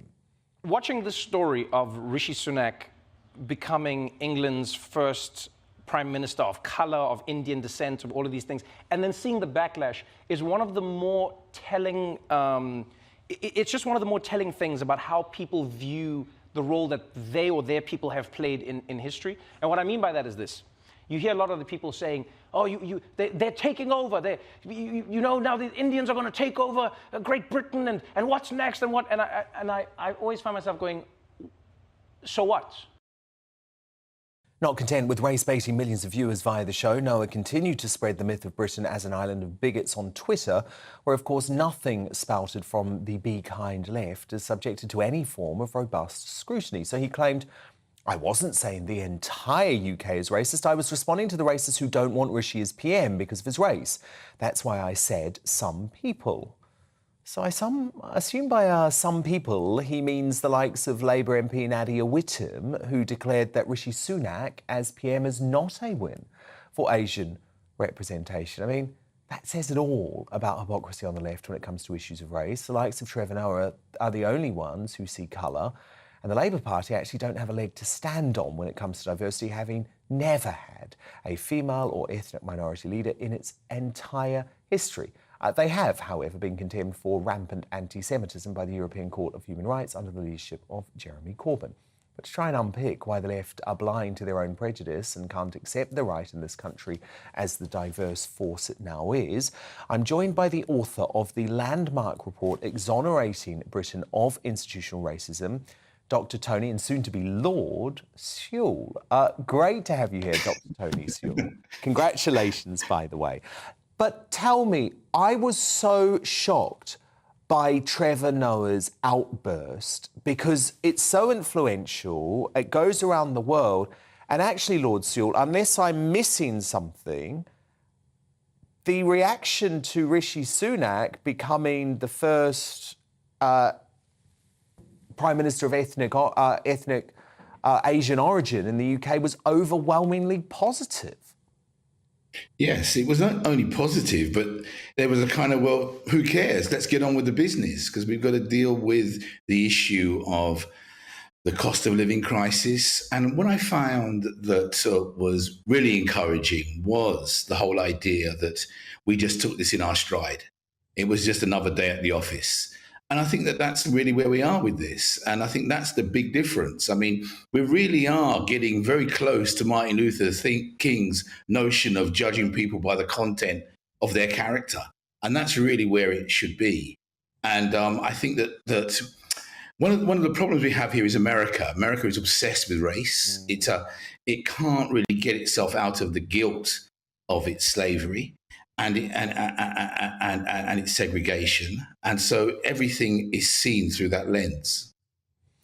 I think you're completely right about that, absolutely. But what I find so shocking, Dr. Sewell, is that if you share the Martin Luther King Jr. vision, which is always what I've personally lived by, many on the left will now say that you're being racist because you're not being anti-racist. Yeah, I think that what they've missed, and it comes up in the report that we did, was the complexities around really race disparity and what's behind it.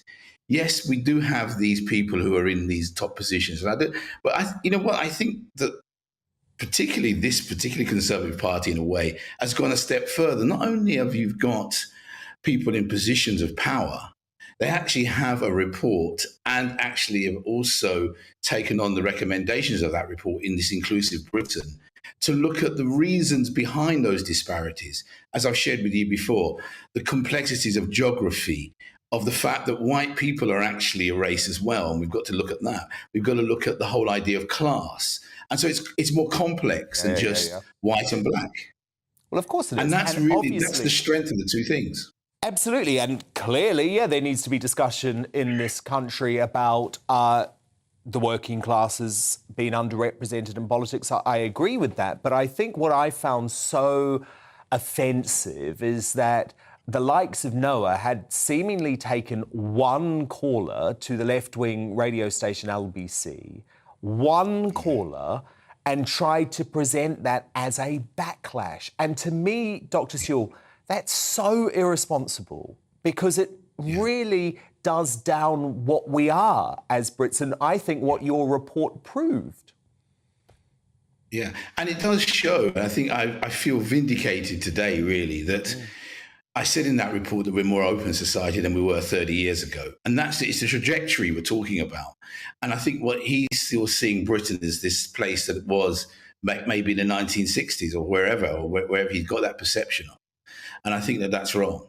So I think that you're right. That's really where we should be with this. We should be looking at going forward with this. We're a more open society. And I'm really pleased that a party that really was looked at as maybe the kind of the sort of bastion of racism is now the showcase of diversity, and that's really the key here. And it should be something that we should be celebrating, not worrying about. And we can show America a way forward with this. And I think that's the way we should be dealing with this. So, you know, I'm always optimistic about the future, but at the same time, I don't deny the reality of racism, the reality that this thing exists. And we've got to fight that. It persists, it's institutional, but at the same time, we've got to go forward and look at the fact that Britain has changed and it's open.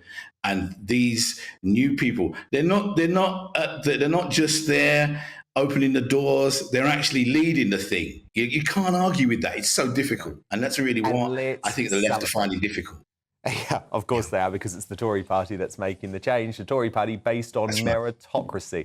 But look, I think your report absolutely has been vindicated. That was former chair of the Commission on Race and Ethnic Disparities, Dr. Tony Sewell. Thank you so much. But coming up, was Superwoman Suella Braverman right to describe the influx of illegal migrants as an invasion? Star Daily Mail columnist Stephen Glover uncancelled on that at 10:45.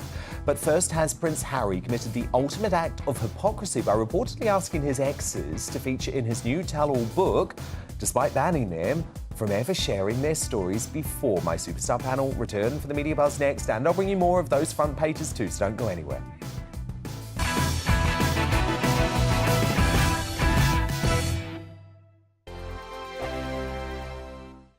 Weekday afternoons on GB News, we've got the whole of the UK covered. From 12 to 3, it's GB News Day with me, Mark Longhurst. And me, Gloria Di Piero. You'll get the very latest on everything that's been going on across our great nation. And from 3 till 6, watch out for GB News Live with me, Patrick Christys. I'm not here to mess around. With all the biggest topics and guests, you will always be up to date. GB News Day and GB News Live from 12 p.m. Only on GB News. The People's Channel, Britain's news channel. I'm Dan Wootton. Join me Monday to Thursday from 9 to 11 for the feistiest and most fun news debate on TV, where free speech reigns. I'll bring you a sharp take on the day's biggest stories, bombshell newsmaker interviews, and A-list guests. And I guarantee you, no spin, no bias, no censorship, and no reason to go to bed. That's Dan Wootton Tonight, Monday to Thursdays from 9 on GB News.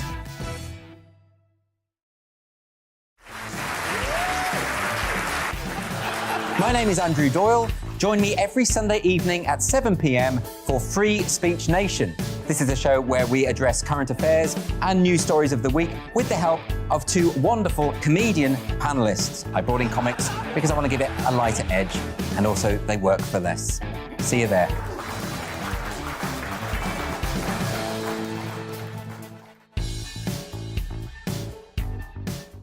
My name's Tom Harwood, and join me 9:30 a.m. every weekday for The Briefing, your one-stop shop for everything you need to know about what's going on in politics today. I wonder if this is a deal that might need to be like the biscuits in this factory, twice baked. Is there not an opportunity here to win out against the extremes? Tom Harwood, GB News. What are you going to do about it?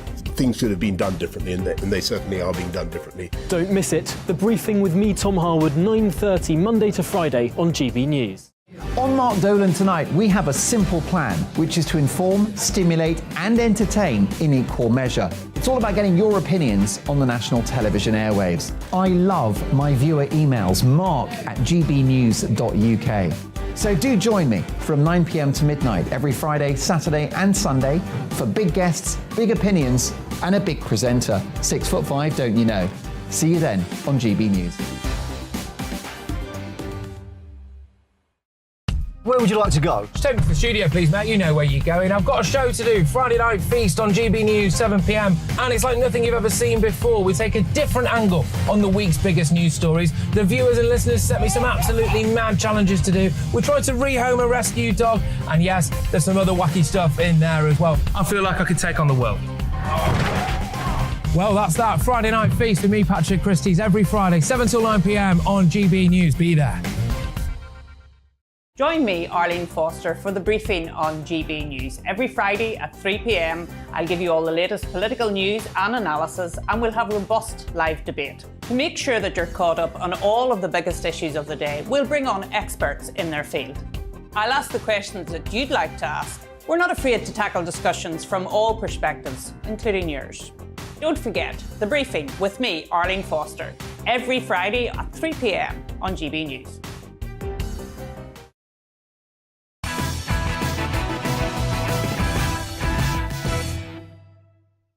Let's return to tomorrow's news tonight now in our media buzz. Lots of front pages in now. The Daily Star splashes on reports that rooms in Parliament have been heated to 30 degrees as Brits face a choice between heating and eating. A spokesman for the House of Commons said Parliament, quote, operates to a pre-agreed heating season and take energy efficiency seriously, while a rep for the Lords disputes the figures. To be honest, who wants 30 degrees? Way too hot for me. The Daily Telegraph reports on Rishi Sunak and Chancellor Jeremy Hunt agreeing on sweeping tax rises to fill a £50 billion black hole in public finances, with a Treasury source warning that the coming years were, quote, going to be rough. Yay! The Daily Express also leads with Rishi Sunak's planned tax hikes to plug the national debt, which have raised fresh concerns about the future of the pension triple lock. So unfair, isn't it, for pensioners having to deal with all of this uncertainty? The Guardian takes aim at Suella Braverman by accusing the Home Secretary of increasing the, quote, refugee rhetoric amid her address to Parliament on the migrant crisis today. The Times runs with a similar headline, alarm at Braverman's immigration rhetoric. I wouldn't say it's rhetoric, folks. They were facts. The Sun leads with the headline, The Crown Betrays Wills. According to the paper, the heartfelt pleas from the Prince of Wales to the streaming giant not to recreate the notorious Panorama interview between Diana and Martin Bashir have been ignored. More on the media buzz now with tonight's superstar panel, Daily Express columnist Carol Malone, Sunday Mirror political editor Nigel Nelson and former Brexit Party MEP Belinda de Lucy. Now, as Prince Harry prepares for the release of his menacing autobiography, Spare, it's come to light that the exiled royal has been begging friends and even ex-girlfriends to be involved in the project. So this is according to the Sun newspaper. Harry's oldest mates were left shocked at being asked to speak to the book's ghostwriter, J.R. Moringa, because they've always been ordered to keep silent until now. The paper understands at least one person declined Harry's request, and a source said Harry did reach out. Friends and girlfriends were polite and said they would think about it, but ultimately most said no. It was felt to be kind of ironic that Harry would hit the roof if he ever had an inkling they spoke to the media, but now he wants them when he needs their help. It's unknown whether the Prince's most well-known former partners, businesswoman Chelsea Davies and actress Cressida Bonas, were contacted.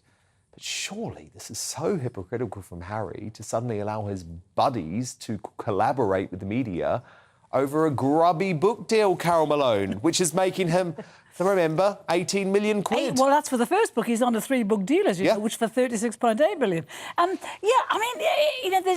This is 8 ways a hypocrite here. You know, I mean, every time Harry opens his mouth, I think, hypocrite, and here he's done it again. This is the man who berated the media for hounding his mother, for writing about his mother all the time. And here he is trying to inveigle his friends to trash his family. Now, that's why most of them have said no, because they're not going to get involved in trashing the royals. But, you know, this book book, I mean, they should call him Spare Part, not actually spare. But because he is a spare part. You know, he was whinging the other day about, in the blurb, he was saying that, you know, because he had no defined role, this made his life very difficult. Hell, Steve, none of us are born with a defined role. You make your role in society. And this role he had, he's one of the most privileged men on the planet. You know, being the spare had massive privileges because he got all the privileges without the responsibility. But he still wants to be known as poor me victim Harry. And we're not buying it anymore. You know, the public, I don't know who's going to pay 28 quid to read a book about a bloke, poor me, when he lives in a 12 million quid mansion, when his salary is like a lottery win to most people, and when he's got a wife he adores and 2 healthy kids. It's not poor me anymore. We're not buying Lucy, it. I think a lot of people will buy the book, but I think we will buy and read the book with a growing rage about what he's doing to his own family, what he's doing to his grandmother's memory.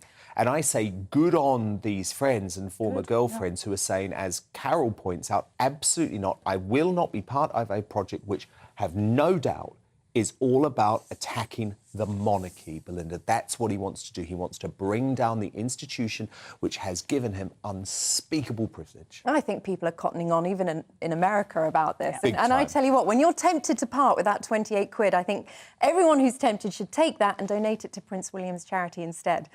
Or some kind of act of rebellion. And there will be a massive sale on his book, I'm sure, in no time at all, because people don't want to read about princes whining about their unparalleled privilege in life. They want to read about wonderful heroic stories of people who, yes, they were born to privilege, but they took a good fight on or did something for someone. What's Harry done for anyone? I know he started the Invictus Games, and I give him credit for that, but that was the old Harry. That was like, people are grieving for that old Harry. This new Harry, I doubt his ex-girlfriends would even recognise, and his ego is so fragile. I think he's desperately trying to surround himself with people from before that actually have a good word to say about them, but I don't think there are many. I think they all feel he's very much betrayed his country.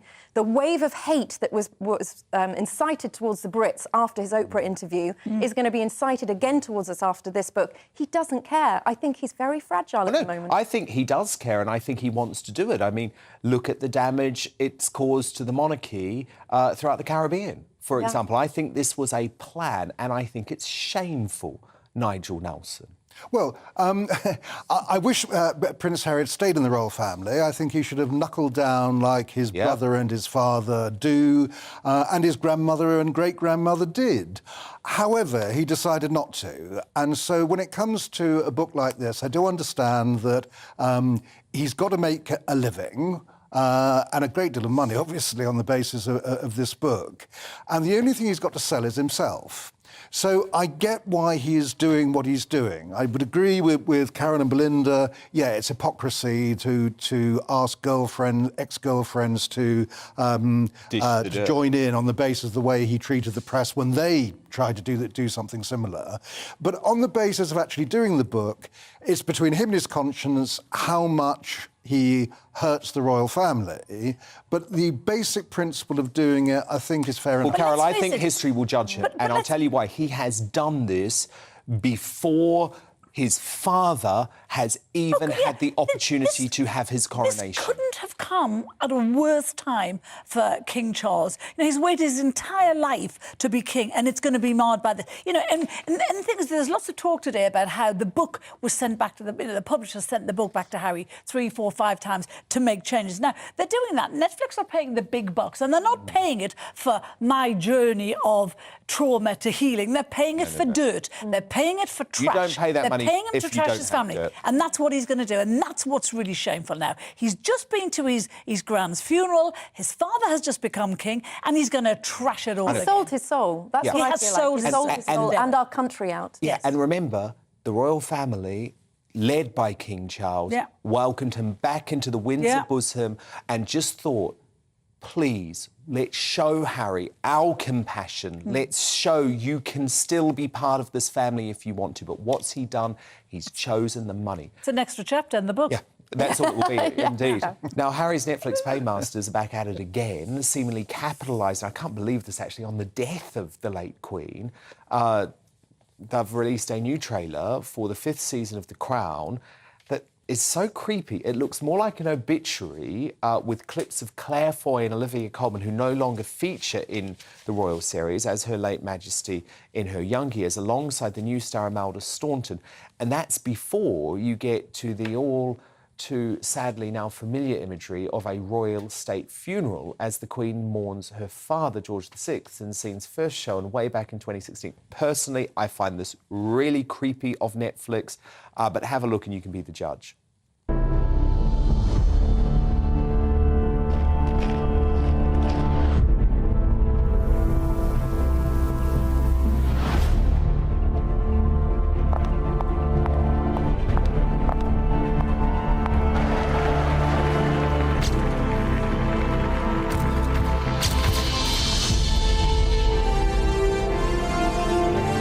Constancy, stability, duty. Stay classy, Netflix. And Carol Malone, again, to me, this actually comes down to Harry. Because, look, Netflix, they are an entertainment company. They can commercialise the royal family as much as they want. I don't think that's creepy. I don't think that's creepy. And I saw in the papers today they were recreating Diana's death scene and saying how inappropriate. No, they're charting events.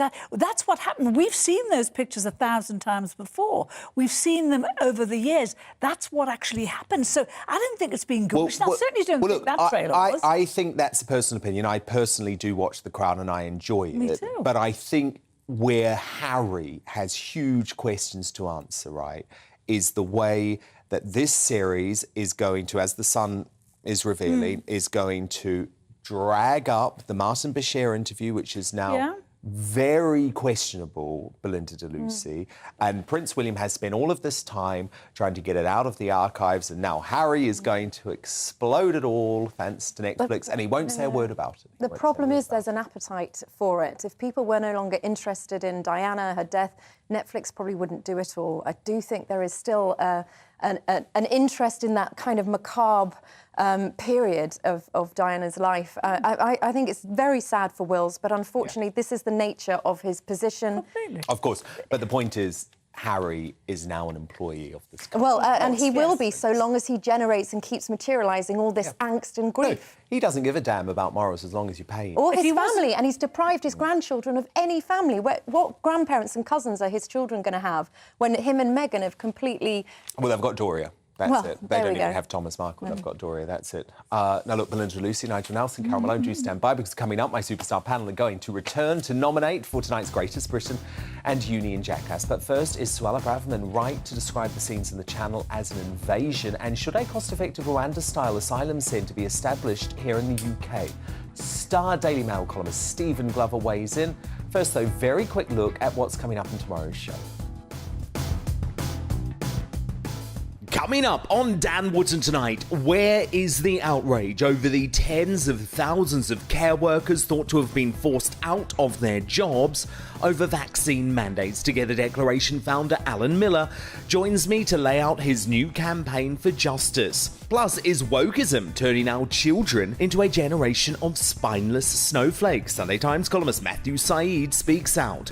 And there's opinion galore from top US journalist Megyn Kelly and my superstar panel, esteemed Daily Mail columnist Amanda Patel, conservative commentator Reverend Calvin Robinson, and author and journalist Rebecca Reed. That's Dan Wootton tonight, Monday to Thursday from 9 p.m. till 11 p.m. on GB News. But it's time now for Uncancelled. And this is where Britain's top commentators speak out on controversial issues without the fear of the cancel culture sweeping the rest of the media. Earlier this evening, Home Secretary Suella Braverman said the, quote, invasion of migrants crossing the Channel to Britain showed our broken immigration system is out of control. The British people deserve to know which party is serious about stopping the invasion on our southern coast and which party is not. Some 40,000 people have arrived on the south coast this year alone. The jam-packed Manston Migrant Processing Centre in Kent, which is only meant to house 1,000 people, currently has nearly 4,000 arrivals under its roof. Ministers are now said to be exploring plans to officially expand Manston to house thousands more migrants, rather than taxpayers continuing to fork out £7 million a day paying for their exorbitant hotel bills. A government source told the Daily Telegraph newspaper we are looking at how it can become a bigger camp with the necessary planning permissions. Now, Star Daily Mail columnist Stephen Glover joins me now. Stephen, huge story today. But I wanted to kick off by talking about the practicalities of this processing centre and whether actually we should now be considering a cost-effective Rwanda-style asylum centre being established right here in the UK. Yeah, I think we should. Because Rwanda is not going to work. I mean, Priti Patel, the last Home Secretary, spent 8 months coming up with this plan. They haven't sent a single person to Rwanda. It's bogged down in the courts. Human rights lawyers are blocking it. It's just not going to work. So we need something else. And why not have a proper system in this country? Instead of spending £2 billion a year on putting people into hotels, which are bursting at the seams, why not have a proper system here, probably overseen by the army, out of the way, not, I think, in Manston. I mean, talking about planning permission, for God's sake, somewhere, you know, somewhere which is British, some island, it could be close, could be far, but where the thing can be done in an organised and humane way, by the way. I mean, it's shocking to hear that people at Manston have had diphtheria and scabies. The place is obviously in chaos. The government needs a new system, and it just needs to completely get its act together and think anew. Stephen Glover, there's a lot of pearl clutching going on at the moment from the usual suspects on the front pages of The Guardian and The Times tomorrow regarding Suella Braverman's tough language in the Commons today. Now, personally, I thought she told it straight, and it was honest to describe this as an invasion. I mean, there have been 40,000 illegal arrivals so far this year. Do you feel she went too far at all? I mean, I think that if she hadn't been a British Asian, she might not have got away with it. I think as a British Asian whose parents are immigrants, she probably can get away with it. It's not maybe the word I would have used, but the fact is that 40,000 people, good as, have arrived here this year. Many of them are not by any stretch of the imagination refugees. Many of them are Albanians who are just coming here for a good life, maybe to join a gang. God knows what they're up to. So, I mean, to make so much fuss about a single word is childish. You know, this is a huge problem. She can't really be blamed. I mean, the Tories can be blamed because this has been going on for years and it's got worse and worse and worse. She's only been in her job for a few weeks. She can't really be blamed for it. She's admitted that the system is broken. Okay, the word invasion, maybe she shouldn't have used it, but it's not a big deal. Let's just think about the realities of the situation, which is that the government has failed to deal with this problem and it needs a new approach. And the new approach would be not to worry about planning permission in Manston, but to start again somewhere, save £2 billion, which is going into hotels, and have a proper camp, humane, decent camp somewhere, which can be overseen by the army, where people can be processed and sent back quickly if they're not proper refugees. No, I think you're right. Just finally, Stephen, can we talk about the politics of this situation? Obviously, there is huge growing pressure on the Prime Minister, especially from the left of his party, to dispense of the services of Miss Braverman. He's not going to do that, though, is he? That would surely be a stupid move for Rishi Sunak, because the problem won't go away. And the right of his party knows that Superwoman Suella, as I call her, is the only one who's probably got the balls to actually deal with this in the way that's required. I think he would be stupid to get rid of her. I mean, what has she done wrong? You know, she's just inherited an appalling situation, and she's admitted that it's an appalling situation. Okay, there's this separate subplot of her sending emails privately, which he shouldn't have done. But everybody's, Labour in particular, are blowing that up. They hate Suella Braverman. They can't bear her because she said the British Empire was basically a good thing. They just can't. They just want to get rid of her. But she's done nothing wrong. Really, she's inherited an appalling situation, and she's trying to solve it. Rishi would be mad and weak to get rid of her, and I very much hope he doesn't. If he gives her a chance. I think you're completely right. I think it would be a very bad sign if Braverman goes anywhere, because she's the woman who can sort this out. I hope and pray. Star Daily Mail columnist Stephen Glover, thank you so much. But it's time now to reveal tonight's Greatest Britain and Union Jackass. My superstar panel return. Carol Malone, your nominee for Greatest Britain, please. OK, mine are those members of the public who are refusing to allow this country to be brought to a standstill, and they're removing protesters off the road. A job that it's the police's job to do that. The police are not doing the job. They're not arresting people who are breaking the law, so the public are taking it into their own hands. I don't really advocate it, but on this occasion I do. I don't want it to blow up into violence, but I think the public have been patient for long enough. Nigel Nelson, your Greatest Britain nominee. Yeah, the outgoing COP president, Alex Sharma, for bravely telling the Prime Minister he ought to go to COP27 in Egypt, and he's absolutely right, he should.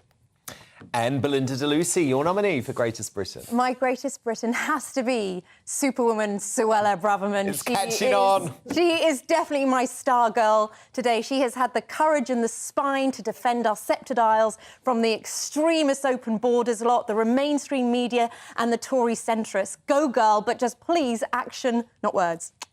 Yeah, no, I do agree with that, although I am going to go with Carol Malone on this one, because I have to say the man earlier who was brave enough to be covered in orange paint because he wanted to stop Just Stop Oil vandalising a public building. Just good on you, mate. Good on you. Union Jackass time now. Carol Malone, who are you going for? OK, mine's the spare part, Prince Harry moaning that being the spare is a huge burden to bear. This is one of those privileged, spoiled men on the planet, and he's moaning that being a prince is difficult. Nigel Nelson, your nominee. There's half a dozen reasons why Suella Braverman is a jackass, and that's the 6 times that she's broken the ministerial code. Oh, so you're going up against Belinda de Lucy there. Belinda de Lucy, who's your Union Jackass? My Union Jackass is Labour MP Emily Thornberry for tweeting today that Rishi Sunak's cabinet was only 23% women, as if they had any authority in the Labour Party to criticise the Conservatives on their female presence in leadership. They don't even know what a woman is, and they've never had a female leader. So it's just a typical Emily Thornberry thing to say. Yeah, well, she says, and what do we see? A Prime Minister who just doesn't get it? Emily Thornberry, what do we see when we look at Labour? A sexist, racist party. That's what we see, and for that reason, Emily Thornberry, tonight's Union Jackass. Yay. Well done, Belinda de Lucy. Yeah. Thank you too to Nigel Nelson and Carol Malone. Brilliant Monday night superstar panel. And thank you for your company. I'm back again tomorrow night from 9 p.m, so be with us then. Headliners is next, though. Good night.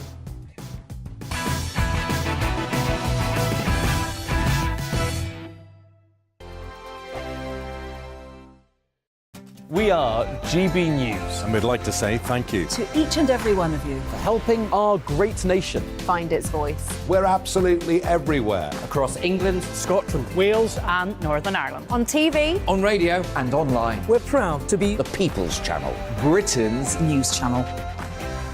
Hello, I'm Michelle Dewberry, and you can join me every weekday 6 till 7 on Jubes and Kerr. Me and my panel will get stuck right into the day's events, and I can tell you, in fact, I can warn you, expect some robust debates, some strong opinions and perspectives from both sides of the fence. It's about you at home as well. I love to read out all of your comments, or at least as many as I can. So join me, Michelle Dewberry, Monday to Friday, 6 till 7 on Jubes and Kerr. Join my show Farage, 7 p.m. till 8 p.m, Monday through Thursday. And there you will get opinion, analysis, debate, and I'll cover stories that nobody else dares to touch. You've been cancelled. Join the club. Oh, my goodness me. And then for the last 15 minutes, talking pints. Over a drink, we have a civilised conversation with someone. We very often disagree, but we do it in a grown-up way. Come and join me on Farrow. On the Mark Steyn Show, we cover the stories a lot of people are scared even to mention. The stuff that really matters with some of the world's biggest thinkers. Now is his opportunity to kind of take the steering wheel of history. Break away from the flock at 8 o'clock on GB News with the Mark Steyn Show. Hello, I'm Esther McVeigh. And I'm Philip Davis. Whether you're watching or listening on TV, online or on radio, we handpick the latest stories, debates and expert opinions for your weekend. So whether that's politics, news or showbiz, we've got it covered. Join us every Saturday morning at 10 o'clock on GB News. Hello, I'm Alastair Stewart, and I'd invite you to join me at noon on Saturdays and Sundays for Alastair Stewart and Friends. I've been in this business for over 40 years. Now, here at GB News, I've never been happier. I get to choose the big stories that really interest me. We hear what you have to say, and you hear what I have to say. I really hope you can join me, noon on Saturdays and Sundays. I'm Mark Dolan. Join me at 11 on GB News for Headliners, in which I'll be joined by two of the UK's top comedians discussing tomorrow's papers. If it's an important story, we'll cover it, but we'll have some fun along the way. Headliners, the late night paper review that won't send you to sleep like the others will. 7 nights a week at 11 p.m. on GB News.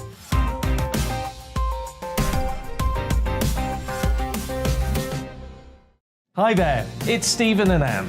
At breakfast from 6 a.m, you'll always be caught up with everything you need to know, the latest headlines, opinions and debates. We'll bring you the good news and the bad, but most of all, we're here for you. Remember, send in your views and let us know what you would like us to talk about. That's because we're your news channel. And every morning at 6 a.m, it's breakfast on GB News.